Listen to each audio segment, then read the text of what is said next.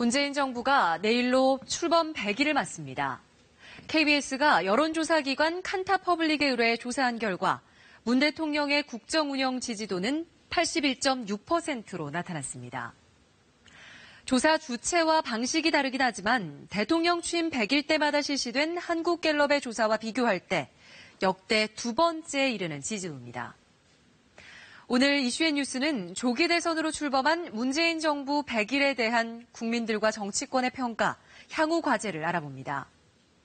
먼저 취임 직후부터 숨가빴던 문 대통령의 행보를 김기현 기자가 돌아봤습니다.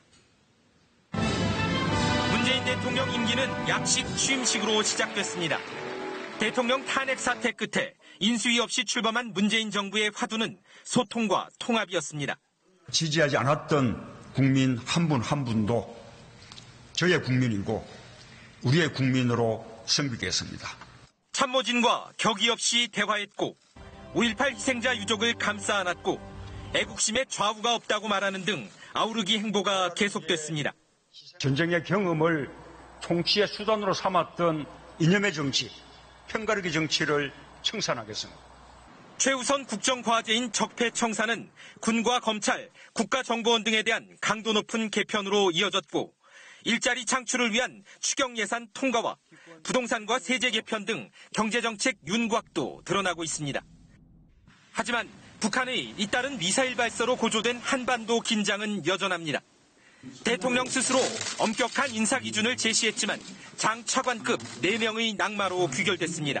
준비 과정을 거칠 여유가 없었던 데서 비롯된 것이다는 점에 대해서 야당 의원들과 국민들께 양해를 당부드립니다.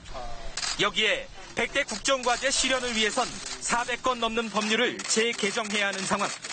야당과의 협치가 절실한 이유입니다. KBS 뉴스 김기현입니다. 문재인 대통령이 참모진과 직접 소통하기 위해 청와대 비서동인 위민관에 마련한 집무실입니다. 문 대통령이 중점 추진해야 할 과제로 국민들은 어떤 내용을 꼽았을까요? 이번 KBS 여론조사에서는 경제 발전과 적폐 청산, 남북 관계 개선의 순으로 나타났습니다. 대북 정책 기조는 압박과 대화를 병행해야 한다는 의견이 절반에 이르렀고 대화를 우선해야 한다는 의견도 33%였습니다. 북미 대립 국면에서 우리 정부가 잘 대응하고 있다는 의견이 59%였고 사드 발사대 4기 추가 배치 결정도 잘했다가 72%로 나타났습니다.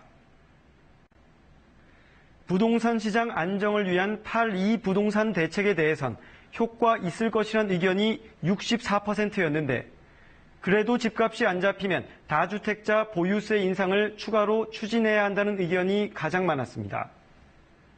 신고리 5, 6호기 건설을 일단 멈추고 공론화위원회의 의견 수렴을 거치기로 한 데 대해선 긍정적 의견이 68%였습니다.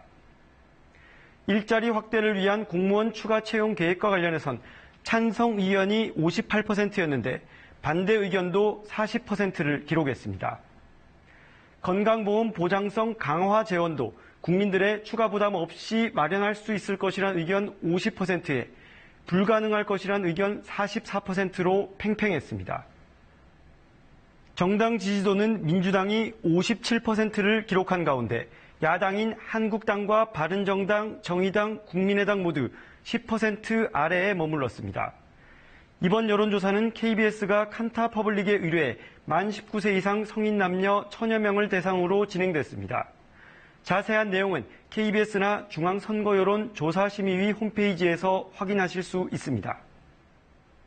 그럼 이번에는 문재인 정부 100일에 대한 여야 정치권의 평가는 어떤지 김지숙 기자가 전해드립니다. 더불어민주당은 문 대통령 취임 100일에 대해 국민 기대와 눈높이에 부족함이 없는 합격점을 받고 있다고 평가했습니다. 적폐청산과 국민 통합을 이뤘다며 앞으로 더 겸허한 자세로 국정개혁에 임하겠다고 말했습니다. 첫 번째, 국민과 통합으로, 두 번째, 역사와 통하며, 세 번째, 미래와 통하는 3통의 100일이라 이렇게 평가할 수 있습니다.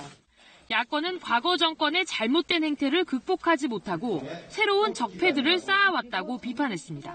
실망과 무능, 독선과 파퓰리즘의 100일이었다고 회고를 했습니다.